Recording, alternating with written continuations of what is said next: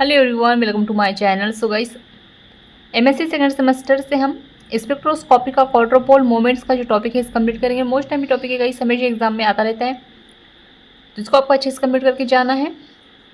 और चैनल पर नए हैं तो प्लीज़ चैनल को सब्सक्राइब कर दीजिएगा, बेल आइकन प्रेस कर दीजिएगा। और एमएससी केमिस्ट्री और सेमेस्टर के नोट्स परचेस करने के लिए आप मुझे व्हाट्सएप पे मैसेज कर सकते हैं। बहुत ही कम प्राइस में आपको नोट्स अवेलेबल हो जाएंगे।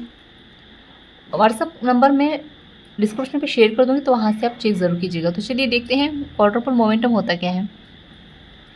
तो ये कह रहा है कि कोई ऐसा पैरामीटर जो न्यूक्लियस में एटॉमिक चार्ज डिस्ट्रीब्यूशन करने का काम करता है।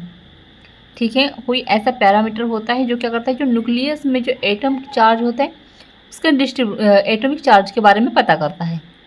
ठीक है, अब ये डिस्ट्रीब्यूशन की न्यूक्लियस के शेप के बारे में जानकारी देता है। और ये जो न्यूक्लियस के जो होते हैं उनके शेप के बारे में जानकारी देता है। अर्थात इलेक्ट्रॉनिक चार्ज से ही शेप के बारे में पता चलता है।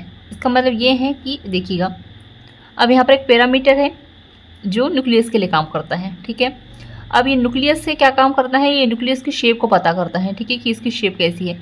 और जब शेप पता चल जाती है तो उससे क्या होता है, इसका इलेक्ट्रॉनिक चार्ज हमें पता चल जाता है। ठीक है, आ रहा है समझ में।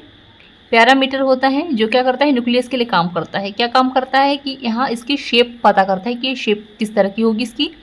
और जब इसकी शेप पता चल जाती है तो इसका इलेक्ट्रॉनिक चार्ज हमें ऑटोमेटिकली पता चल जाता है। ठीक है, अब यहाँ पे कह रहा है कि यदि आई यहाँ पर 1 से बड़ा हो तो इसमें क्यू एम होता है। अब वो किस तरह से होगा देखेंगे।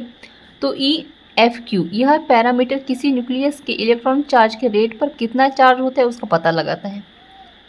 अब यहाँ पर देखिए, ये कह रहा है कि जो पैरामीटर होता है वो न्यूक्लियस के इलेक्ट्रॉनिक चार्ज के रेट पर कितना चार्ज होगा। अब यहाँ पर इलेक्ट्रॉनिक चार्ज में कितना चार्ज होगा। ठीक है, चार्ज पता करना है तो कितना चार्ज होगा यही पता करना पड़ेगा। ठीक है, ये कहा गया है यहाँ पर। अब हम देखेंगे एप्लीकेशन। तो यहाँ पर दिया है कि फर्स्ट है nature of chemical bond, second number में study of chloromethane and chloro acid chloride, third है स्ट्रक्चर डिटर्मिनेट। आगे देखते हैं। तो यहाँ पे देखिएगा इसके एनर्जी लेवल पता दिया गया है टीएमएस में। यहाँ पर देखिएगा ये लाइंस दी गई है। ठीक है, और ये कपलिंग कांस्टेंट हो रहा है। The value of J lease between 0.20 hertz. ठीक है, तो यहाँ इसका आप स्क्रीनशॉट ले लीजिएगा। ठीक है, स्क्रीनशॉट लेकर आप एग्ज़ाम में लिख कर आएंगे इसको। तो ये इतना ही टॉपिक है। ये ज़्यादातर आपको शॉर्ट नोट्स में 2 नंबर में इस तरह से पूछ सकता है। ठीक है, सो आई होप आपको ये नोट्स काफ़ी अच्छे समझ में आ गए होंगे। सो प्लीज़ चैनल को सब्सक्राइब कर दीजिएगा और बेल आइकन प्रेस कर दीजिए। अभी हम सबसे पहले ये जो स्पेक्ट्रोस्कोपी के हैं, मैं इस सेकंड सेमेस्टर की इसके टॉपिक हम पूरे कंप्लीट कर देते हैं। उसके बाद में हम जल्दी से साथ ही में मैं थर्ड सेमेस्टर के भी यहाँ पर कुछ वीडियोस आपको अपलोड कर दे जाऊँगी। ठीक है,